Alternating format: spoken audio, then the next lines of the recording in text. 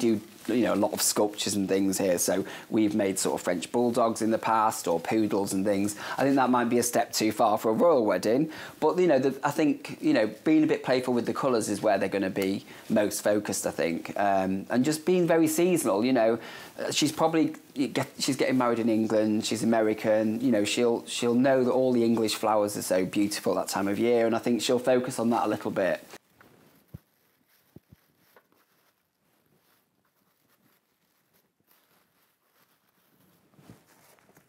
People are just having big installations. People want to make more of a focus or more impact on the wedding. So, you know, we used to find people to have lots and lots of arrangements on all the tables. Now we're sort of focusing more on huge fireplaces, or, you know, arches for entrances, you know, just lots of flowers adorning the top table.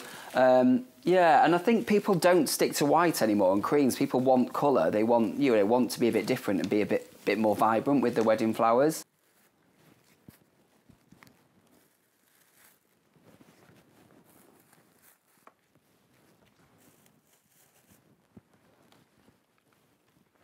If we were to get the commission to do the royal flowers for the wedding, I think we'd try and do something a bit different, maybe have something like a stunning arch, or more of a tunnel that you could kind of walk through with all flowers hanging, give a real summery vibe, maybe even including some sort of like jasmine and things that gives it a bit of fragrance, which would really work well with peonies and roses.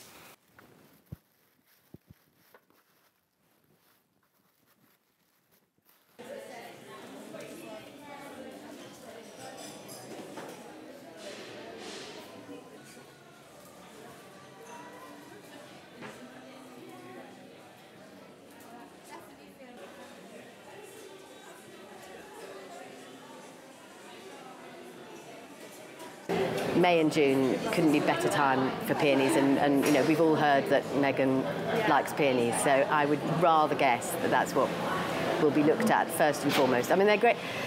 They're such a fantastic flower by themselves. They look amazing just in a, you know, in just a soft ball of peonies, but equally they look incredible with all the other flowers of that time, you know, lily of the valley and sweet peas. You can make an amazing bouquet just out of those three.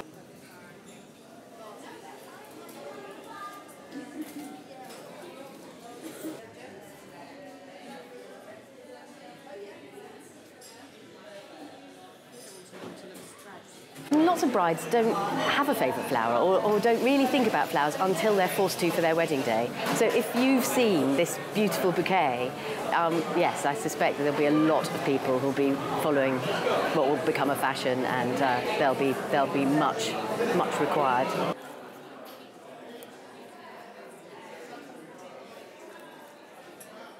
In May and June, peonies are huge, huge puffballs of cream and pink and dark reds, luscious, luscious reds. I mean, they're lemons. There's new ones all the time coming out that are just astonishing, have the most incredible fragrance.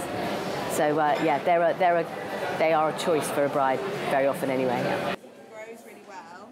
It's not overly fussy. It needs a bit more water than excellent. I happen to know because we often supply violet cakes with fresh flowers for their cakes, and I mean, Claire Patak loves them, so I suspect she will. I would imagine that flowers will feature majorly on the cake, yes.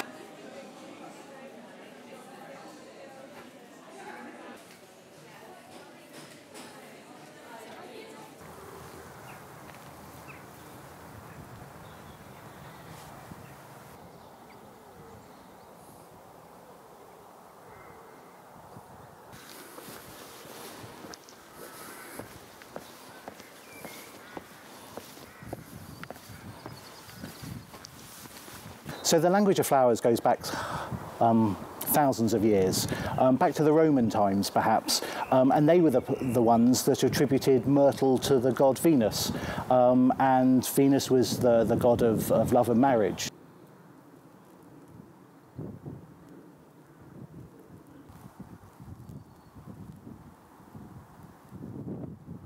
So myrtle has a strong tradition in royal wedding bouquets. Queen Victoria was given a sprig of myrtle by Prince Albert's grandmother, and she took that plant and planted it back at Osborne, and from there on, sprigs of myrtle have been used in royal wedding bouquets ever since, the first being Victoria's own daughter Victoria, and more recently with Kate Middleton choosing to have myrtle in her own bouquet.